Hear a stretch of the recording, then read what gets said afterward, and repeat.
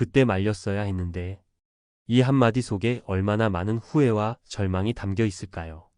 배우자의 주식 중독. 설마 우리 집 이야기는 아니겠지? 라는 안일한 생각 뒤에 감당하기 힘든 현실과 마주하게 된 분들의 이야기가 바로 오늘 우리가 함께 나눠야 할 이야기입니다. 10년, 20년 아끼고 모아온 소중한 1억 원 혹은 그 이상의 돈이 한순간에 증발한다면 어떨 것 같으십니까? 단순히 돈을 잃는 것을 넘어 한 가정이 송두리째 흔들리고 신뢰가 무너지며 평생을 계획했던 노후가 한순간에 물거품이 될 수 있는 문제. 바로 주식 중독의 무서운 현실입니다. 시작은 재테크, 조금 더 나은 미래를 위한 투자였을지 모르지만 그 끝은 누구도 예상치 못한 파탄으로 이어질 수 있습니다.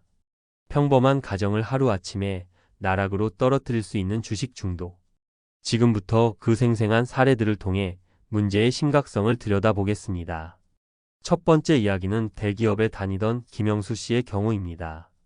결혼 후 아내 박민지 씨에게 경제권을 맡겼지만 남몰래 주식 투자를 시작했습니다. 처음엔 소액으로 시작했지만 손실이 커지자 이를 만회하려는 생각에 점점 더 큰 돈을 쏟아붓기 시작했습니다.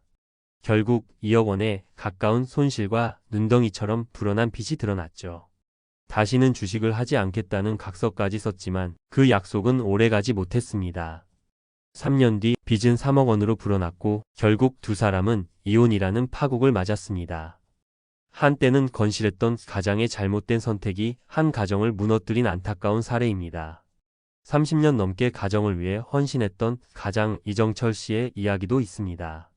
그는 가족을 위해서였다 고 항변했지만 지인의 말만 믿고 무리하게 빚을 내 투자한 주식은 신약 개발 실패라는 악재 앞에 속절없이 폭락했습니다.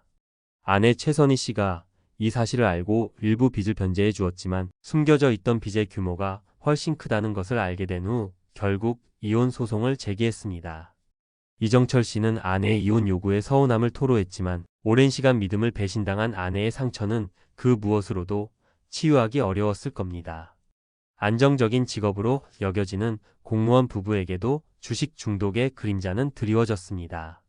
재산 등록 과정에서 남편의 주식 계좌를 확인한 아내는 충격에 빠졌습니다.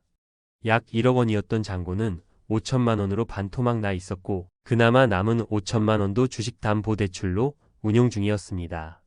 심지어 남편은 주가 하락으로 세금 낼 돈이 부족하다며 아내에게 1천만 원을 추가로 빌려달라고 요청하는 상황까지 이르렀습니다. 이미 본인의 마이너스 통장, 신용대출, 보험 약관 대출까지 모두 사용한 뒤였습니다. 한탕주의에 빠진 배우자로 인해 평생 쌓아온 안정이 모래성처럼 무너질 수 있다는 것을 보여주는 사례입니다. 더욱 가슴 아픈 것은 새 생명을 잉태한 아내의 절규입니다.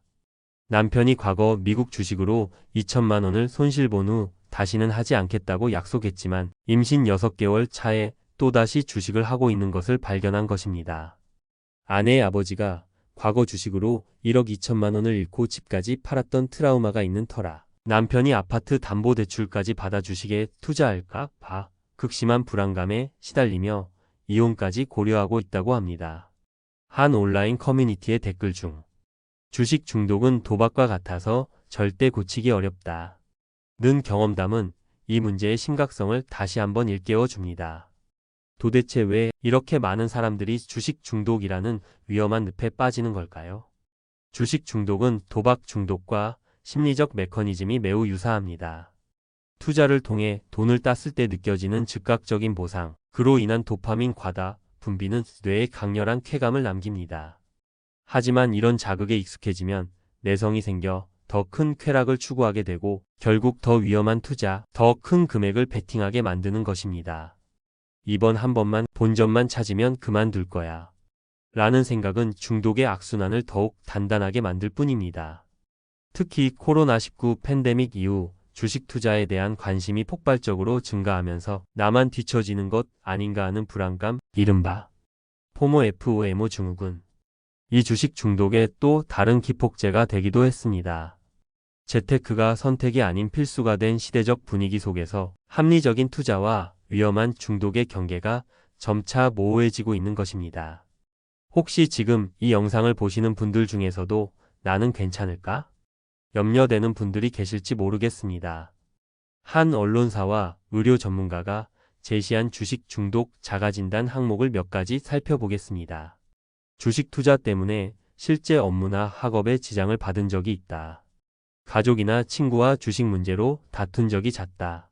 손실을 만회하기 위해 더 큰 금액을 투자하거나 더 위험한 종목에 투자한 적이 있다.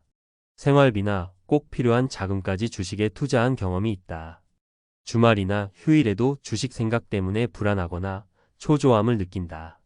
이 외에도 여러 항목이 있지만 이러한 증상들 중 4개 이상 해당된다면 고위험군, 8개 이상이면 주식 중독, 만약 11개 이상이라면 즉시 전문가의 상담이 필요하다고 합니다. 주식 중독의 결과는 단순히 돈을 잃는 것에서 끝나지 않습니다. 경제적 파탄은 물론 소중한 가정을 해체시키는 직접적인 원인이 됩니다. 법조계의 일반적인 의견에 따르면 배우자 동의 없이 일방적으로 발생시킨 주식 투자 관련 채무는 원칙적으로 개인의 책임으로 귀속되며 재산 분할 대상에서 제외될 가능성이 높다고 합니다. 한평생 함께한 배우자와의 신뢰가 무너진 관계는 결국 돌이킬 수 없는 파국으로 치닫게 되는 것입니다. 더욱 안타까운 것은 노후 자금을 주식으로 탕진하고 이를 만회하려다 더 큰 사기 피해에 휘말리는 경우도 있다는 점입니다. 한 언론 보도에 따르면 60대 김모 씨는 노후 자금으로 시작한 주식 투자에서 큰 손실을 본 뒤 SNS를 통해 알게 된 소위 주식 리딩방의 추천을 믿고 은행 대출과 지인에게 빌린 돈까지 총 2억 5천만 원을 추가로 투자했습니다. 하지만 손실은 눈덩이처럼 불어났고 투자금 회수를 시도하자 오히려 수수료를 요구하는 전형적인 투자 사기 수법에 당하고 말았습니다. 절박한 심리를 악용한 이러한 2차 피해는 특히 정보에 취약한 노년층에게 더욱 치명적인 결과를 가져올 수 있습니다. 주식 중독은 정신 건강에도 심각한 악영향을 미칩니다. 지속적인 긴장감과 스트레스는 불안 수준을 현저히 높여 불면증, 우울증, 심지어 공황장애로까지 이어질 수 있습니다. 놀랍게도 정신건강의학과 전문의조차 과거 주식 중독으로 인해 3억 원 이상의 큰 돈을 잃고 공황장애와 우울증을 겪었다고 고백한 사례도 있습니다. 이는 주식 중독이 얼마나 강력하고 파괴적인 문제인지를 단적으로 보여줍니다. 하지만 이렇게 절망적인 이야기 속에서도 우리는 희망을 찾아야 합니다. 주식 중독이라는 깊은 수렁에 빠졌던 정신과 의사 박종석 원장의 생생한 극복기는 우리에게 큰 울림과 용기를 줍니다.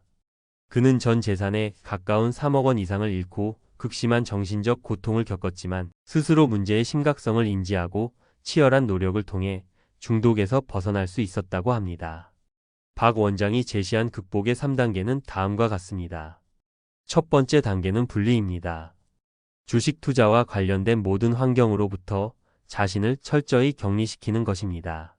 주식 계좌를 해지하고 스마트폰에서 관련 앱을 삭제하며 주식 이야기가 오가는 모임이나 커뮤니티를 멀리하는 등 자극이 될 만한 모든 요소를 차단하는 것이 중요합니다. 두 번째 단계는 자기 객관화입니다. 일기쓰기, 가계부 작성 등을 통해 자신의 행동 패턴, 감정 변화, 재정 상태를 냉정하게 파악하고 기록하는 것입니다. 이를 통해 자신이 언제, 왜, 어떻게 투자에 빠져들었고 그 결과가 어떠했는지를 객관적으로 인식하는 과정이 필요합니다. 마지막 세 번째 단계는 실천입니다. 규칙적인 생활 습관을 회복하고 건강한 취미 활동이나 대인관계를 통해 삶의 다른 영역에서 만족감과 성취감을 찾는 것입니다. 운동, 명상, 상담 등을 통해 스트레스를 관리하고 긍정적인 마음 상태를 유지하는 것이 중요합니다. 그의 극복 과정은 주식 중독이 결코 넘을 수 없는 벽이 아니며 올바른 방법과 굳은 의지만 있다면 충분히 이겨낼 수 있다는 희망을 보여줍니다. 그때 말렸어야 했는데 라는 후에 이미 엎질러진 물일 수 있습니다. 하지만 더 중요한 것은 지금이라도 바로 잡아야 한다. 는 용기와 결단입니다. 배우자의 주식 중독을 더 이상 방치해서는 안 됩니다. 시간이 지나면 괜찮아지겠지. 스스로 깨닫겠지. 라는 막연한 기대는 상황을 더욱 악화시킬 뿐입니다. 중독의 초기 신호를 감지했다면 배우자와 진솔한 대화를 통해 문제의 심각성을 함께 인식하고 적극적으로 대처해야 합니다. 비난이나 질책보다는 이것이 의지의 문제가 아닌 질병일 수 있다는 점을 이해하고 함께 전문가의 도움을 받는 것을 고려해야 합니다. 정신건강의학과 의사나 한국도박문제예방치유원과 같은 전문기관의 상담은 결코 부끄러운 일이 아닙니다. 오히려 문제를 해결하기 위한 가장 용기 있고 현명한 첫걸음이 될 수 있습니다. 동시에 경제적인 경계를 명확히 설정하고 필요한 경우 법적인 준비도 해야 합니다. 배우자 모르게 발생한 과도한 빚에 대한 법적 책임은 어떻게 되는지, 나의 소중한 재산을 보호하기 위해 어떤 조치를 취할 수 있는지 법률 전문가의 조언을 받아보는 것이 현명합니다. 관련 법규나 판례에 따르면 배우자 일방의 과도한 투자로 인한 채무는 재산 분할이나 위자료 산정 시 고려될 수 있다는 점을 인지해야 합니다. 근본적인 예방을 위해서는 부부가 함께 재정관리 시스템을 구축하는 것이 중요합니다. 수입과 지출, 저축과 투자를 투명하게 공유하고 중요한 경제적 결정은 함께 논의하고 합의하는 과정을 거쳐야 합니다. 한 사람에게 모든 경제적 책임을 지우거나 서로의 재정 상황을 전혀 모르는 깜깜이 상태는 위험을 키울 수 있습니다. 한 온라인 커뮤니티에서는 부부가 함께 투자 공부를 하고 계좌를 공유하며 관리하는 것이 도움이 되었다는 조언도 있었습니다. 그리고 나와 우리 가족을 지키는 건강한 투자 원칙을 반드시 세우고 지켜야 합니다. 투자는 반드시 여유 자금으로 본인이 감당 가능한 범위 내에서, 그리고 한 곳에 모든 것을 쏟아붓는 것이 아니라 위험을 분산하는 방식으로 이루어져야 합니다. 한방을 노리는 투기적인 행위는 결국 파멸을 부를 수 있다는 사실을 항상 명심해야 합니다. 마지막으로 지금이라도 스스로를 위한 안전망을 꼼꼼히 점검해 보시기 바랍니다. 국민연금 외에 개인연금이나 IRP 개인형 퇴직연금 계좌는 잘 관리되고 있는지, 사업을 하신다면 노란 우산 공제와 같은 제도는 활용하고 있는지 살펴보십시오. 위험 자산에 대한 투자 비중이 지나치게 높다면 이를 줄이고 안정적인 자산으로 포트폴리오를 재정비하는 지혜가 필요합니다. 그때 라는 시간은 이미 흘러갔을지 모릅니다. 하지만 지금 이라는 시간은 결코 늦지 않았습니다. 후회와 절망 속에 주저앉기보다는 현실을 직시하고 문제를 해결하려는 용기를 내시기 바랍니다.